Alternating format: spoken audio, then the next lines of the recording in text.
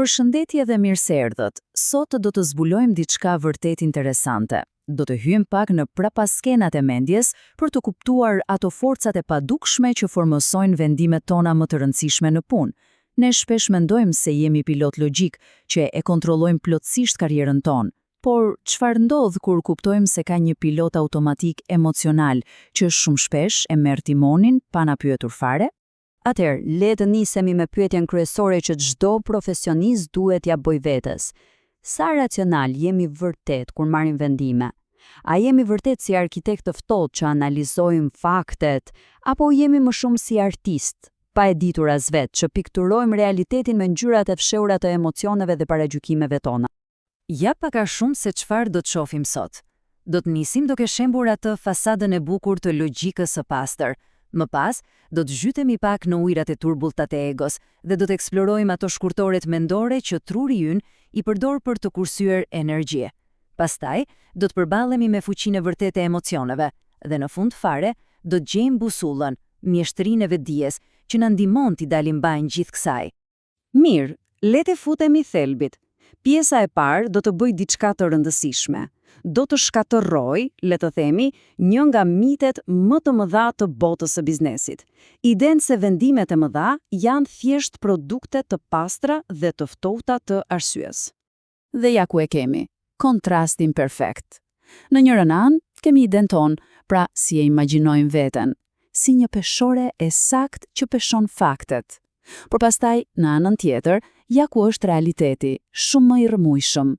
Zemra, intuita, emocionet, të gjitha janë të ndërthurura me logjikën. E dini cila është pjesa më interesante? Shumë shpesh, vendimi merret fillimisht nga zemra, e pastaj mendja vihet në punë për orë të tëra për t'i gjetur një justifikim logjik. Pra, pika kyçe është kjo. Përpara se analiza racionale të fillojë fare, gjendja jonë emocionale tashmë e ka ngjyrosur kanavacën. Imagjinoni pak, i njëjti fakt në të njëjtën tavolinë. Për menaxherin që është nervoz, duket si provokim. Për atë që s'është i sigurt, duket si kërcënim. E për atë që është optimist, duket si një mundësi e artë. Fakti nuk ndryshon, por lentet përmes të cilave e shohim, e po, ato ndryshojnë gjithçka.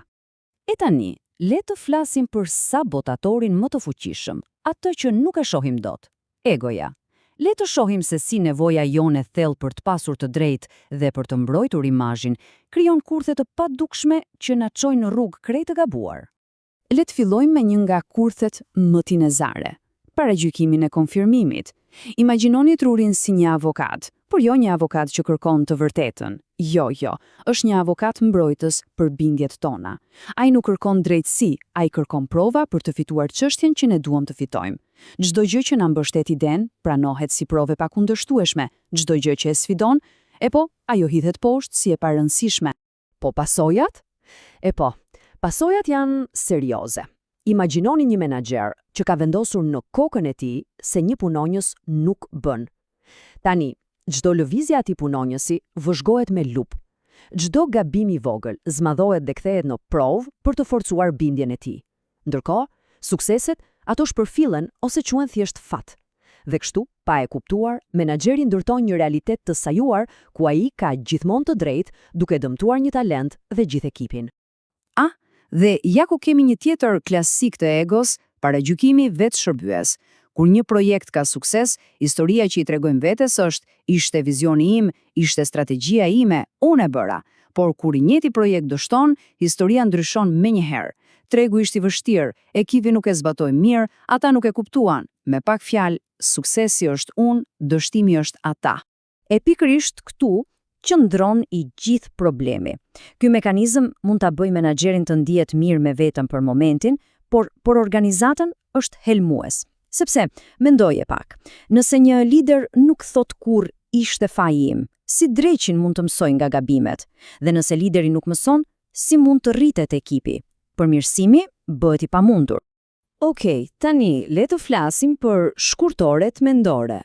Truri ynë është fantastik, por është edhe pak dembel. Kërkon gjithmonë rrugën më të shkurtër për të kursyer energji, dhe këto shkurtore na ndihmojnë shumë në jetën e përditshme. Por këtu qëndron ironia. Këto shkurtore që na ndihmojnë çdo ditë në punë mund të na çojnë drejt greminës. Kjo është vërtet tinzare. Quhet efekti halo. Për shembull, vjen një kandidat për punë, flet bukur, është plot karizmë dhe menjëherë në kokën tonë ai bëhet më i zgjuar, më i aftë, më i gjithçka. Është si një aureole artë që e rrethon, e cila na verbon dhe nuk na lë të shohim realitetin përtej asaj cilësie të vetme. Dhe cila është pasoja? E thjeshtë. Organizata fillon të shpërblejë teatrin, jo punën e vërtet. Njerëzit që dinë të prezantojnë bukur ngjiten në karrierë, ndërsa ata ekspertët e qetë, introvert, por që janë thelbësor, mbeten në hije. Gradualisht, kultura e kompanisë fillon të vlerësojë imazhin mbi substancën, fasadën mbi themelin. Fraza e famshme, vrasi i heshtur inovacionit, kështu e kemi bërë gjithmonë. Ky është paragjykimi status quo-s në veprim. Pse ndodh kjo? Sepse truri ynë e do rehatin. Gjërat që i njohim na duken të sigurta.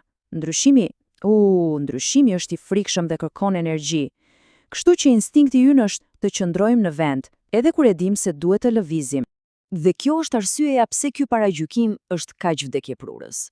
Kompania mbyllet në një fluskë të rahatshme, ku gjithçka duket okay. Por jashtë asaj fluske, bota po fluturon. Konkurrentët, teknologjia, tregu, të gjitha lëvizin. Dhe rahatia e brendshme kthehet në stagnim, e më pas në paranci, ndërsa bota vazhdon rrugën e saj. Mirë, folëm për egon, folëm për shkurtoret, por cili është karburanti që i vën në lëvizje të gjitha këto? E po, janë emocionet e papërpunuara. Le të shohim se si këta drejtues të padukshëm marrin kontrollin e vendimeve tona pa e kuptuar fare. Le të flasim për optimizmin e tepruar. Dhe kujdes, kjo nuk vjen nga qëllimi i keq. Përkundrazi, është ai besimi i sinqert dhe pasionant që ekipi yt mund të bëjë mrekullira, të lëviz malet, të bëjë më shumë në më pak kohë. Është një dëshirë kaq e zjarrt për sukses, saqë të verbon dhe nuk të le të shohesh objektivisht. Ky optimizëm i pakontrolluar krijon një efekt domino toksik. Planet shojnë në afate jo realiste. Kjo shkakton stres dhe burnout. Burimet nuk mjaftojnë. Kjo çon në cilësi të dobët. Dhe pjesa më e keqe, kur projekti dështon, në vend që të shihet planifikimi fillestar i gabuar, faji i hidhet stafit për ekzekutim të dobët. Problemi ishte të rënja, por degët fajsohen. Të gjithëve na pëlqen të rrim me njerëz si vetja apo jo. Kërkojmë ata që ndajnë të njëjtat ide, qeshin me të njëjtat shaka. Është rehat, është e sigurt, ndihesh sikur të kuptojnë, sikur je në vendin e duhur. Është një kërkim natyral për rehati. Por çmimi i kësaj rehatie është inovacioni. Kur një menaxher rrethohet vetëm me klone të vetes, me njerëz që i thon vetëm po, krijohet ajo që quhet dhoma e Jehonës. Të gjithë thon të njëjtën gjë. Si mund të hyjë një ide e re aty brenda? Si mund të sfidohet diçka? Ekipi bëhet homogen, i parashikueshëm, dhe mungesa e diversitetit të mendimit është vdekja e kreativitetit. Okej, i pam të gjitha këto kurthe. Pyetja është, ç'bëhet tani? A jemi të dënuar të jemi sklever të paragjykimeve tona? Jo, absolutisht jo. Dhe qëllimi nuk është i heqim qafe këto gjëra, se kjo s'bëhet. Jo. Qëllimi është t'i njohim, t'i menaxhojmë përmes një disipline të vetëdijshme. Ja pra 4 hapa konkret.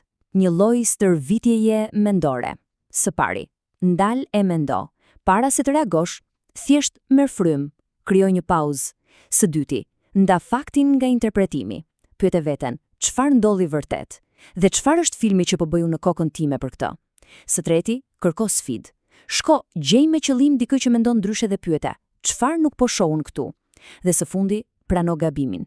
Të thuash gabova, kërkon shumë më tepër forcë se sa të mos e thuash kurrë. Është një muskul mendor që stërvitet. Dhe për ta mbyllur, një mendim i fundit. Në fund ditës, suksesi nuk është një vendim i vetëm gjigant, por është shuma e mira vendimeve të vogla, të përditshme. Dhe cilësia e tyre varet nga aftësia jon për të njohur dhe përballur armikun më të vështirë, më tinzar dhe më të padukshëm, paragjykimet tona mendore. Dhe pyetja mbetet për secilin prej nesh, sa mirë e njohim këtë armik të brendshëm.